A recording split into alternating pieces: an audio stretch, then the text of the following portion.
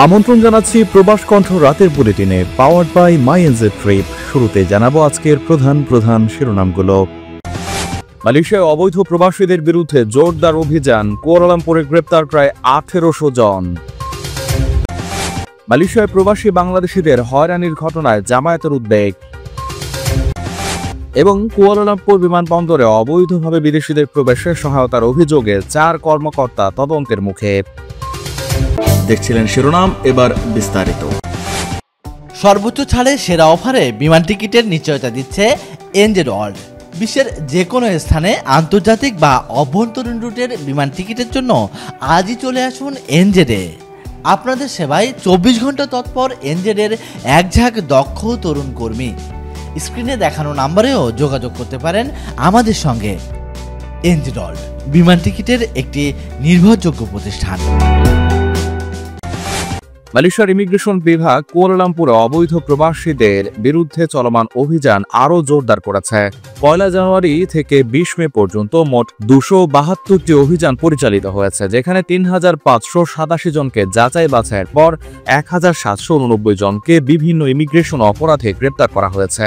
Immigration কুয়ালালামপুরের পরিচালক one Mohammad সাউফি one Yusuf এক সংবাদ সম্মেলনে বলেন, দেশের নিরাপত্তা ও সার্বভৌমত্ব রক্ষার ক্ষেত্রে আমরা প্রতিদিন নির্বিচারে অভিযান চালিয়ে যাচ্ছি।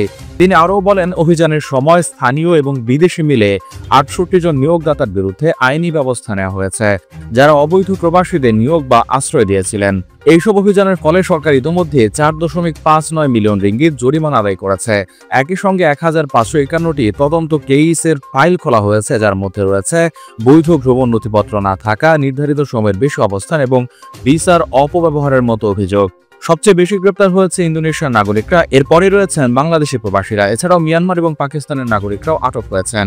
অন্যদিকে 19 মে থেকে শুরু হওয়া রিপ্যাট্রিয়েশন মাইগ্রেন্ট 2.0 প্রোগ্রামের আওতায় মাত্র 2 দিনের ব্যবধানে কুয়ালালামপুরে 96 জন অবৈধ প্রবাসী স্বেচ্ছায় ফিরে যাওয়ার জন্য নিবন্ধন করেছেন। এই প্রোগ্রাম থেকে সরকার 26,840 রিঙ্গিত রাজস্ব পেয়েছে দুদিনে, যা জরিমানা ও বিশেষ পাস বি থেকে সংগ্রহ করা হয়। ওয়ান মোহাম্মদ সাউফি অবৈধ প্রবাসীদের অনুরোধ করেছেন তারা যেন অংশগ্রহণের আগে নিকটস্থ ইমিগ্রেশন অফিসে গিয়ে তথ্য যাচাই করে আসেন, যাতে ভিড় বা বিলম্ব এড়ানো যায়। মালয়েশিয়ার সেলাঙ্গোর রাজ্যে এক ঝাঁক কর্মী নিয়োগ দিচ্ছে প্রাণ। মোটরসাইকেল চালনায় পারদর্শী এবং থাকতে হবে বৈধ ভিসা। আবেদন করতে পারবেন অভিজ্ঞ এবং অনভিজ্ঞ উভয়ই। এখনই হোয়াটসঅ্যাপ করুন এই নম্বরে।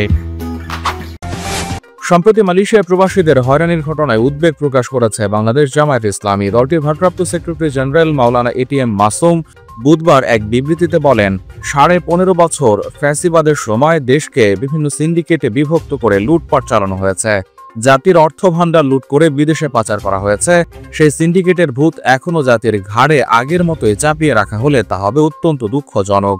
বিশেষ করে প্রবাসীরা তাদের জীবনের সর্বোচ্চটুকু দিয়ে নিজেদের আরামায়েশের দিকে না তাকিয়ে উপার্জিত অর্থের প্রায় সবটুকু দেশে পাঠান। প্রবাসীদের কষ্টার্জিত অর্থে বৈদেশিক মুদ্রার প্রবাহ জাতীয় অর্থনীতিকে সমৃদ্ধ করে রেখেছে, অথচ অর্থলোভী সিন্ডিকেট দীর্ঘদিন ধরে সেই প্রবাসীদের নিয়ে তামাশা করে আসছে। সম্প্রতি কিছু অনাকাঙ্ক্ষিত ঘটনা জাতিকে বিচলিত করেছে। বিশেষ করে মালয়েশিয়ার ঘটনাটি অত্যন্ত বেদনাদায়ক। এ বিষয়ে কর্তৃপক্ষকে অবশ্যই যথাযথ পদক্ষেপ নিতে হবে এবং ঘটনার সঙ্গে সম্পৃক্তদের বিচারের মুখোমুখি করাকে অতীব জরুরি হিসেবে বিবৃতিতে উল্লেখ করেছে জামায়াত ইসলামী। মালয়েশিয়ার সীমান্ত নিয়ন্ত্রণ ও সুরক্ষা সংস্থা AKPS কুয়ালালামপুর আন্তর্জাতিক বিমানবন্দরে কর্মরত তাদের 4 জন কর্মকর্তার বিরুদ্ধে তদন্ত শুরু করেছে। অভিযোগ রয়েছে তারা জানুয়ারি থেকে এপ্রিল মাসের মধ্যে কয়েকজন বিদেশিকে বৈধ প্রক্রিয়া অনুসরণ না করেই ইমিগ্রেশন চেক পয়েন্ট অতিক্রম করতে সহায়তা করেছেন। আজ এক বিবৃতিতে AKPS জানিয়েছে, অভিযুক্ত কর্মকর্তারা তথাকথিত কাউন্টার সেটিং নামে একটি অনৈতিক কার্যকলাপে জড়িত ছিলেন বলে সন্দেহ করা হচ্ছে, যার মাধ্যমে নির্বাচিত কিছু বিদেশিকে সঠিক ইমিগ্রেশন প্রক্রিয়া ছাড়াই বিমানবন্দরের চেক পয়েন্ট পেরিয়ে যেতে দেওয়া হয়। AKPS বলছে, এই বিষয়টি আমরা অত্যন্ত গুরুত্বের সঙ্গে দেখছি এবং জাতীয় সীমান্ত নিরাপত্তা ও সার্বভৌমত্বকে হুমকির মুখে ফেলতে পারে এমন কোনো আচরণ বা কর্মকর্তার সঙ্গে আপোষ করা হবে না। অভিযুক্তদের বিরুদ্ধে কঠোর শাস্তিমূলক ব্যবস্থা নেওয়া হবে বলেও জানানো হয়েছে। এ সময়কালে কুয়ালালামপুর আন্তর্জাতিক বিমানবন্দরে রুটিন তল্লাশি এবং নজরদারির মাধ্যমে AKPS মোট 25 জন বিদেশিকে আটক করেছে। আটককৃতরা ভিয়েতনাম, কম্বোডিয়া, ভারত এবং ইন্দোনেশিয়ার নাগরিক। তারা মালয়েশিয়ায় ওভারস্টে করার পর দেশ ত্যাগের চেষ্টা করছিলেন। ধারণা করা হচ্ছে তাদের মালয়েশিয়ায় প্রবেশের অনুমোদন অবৈধ উপায়ে পেয়েছিলেন।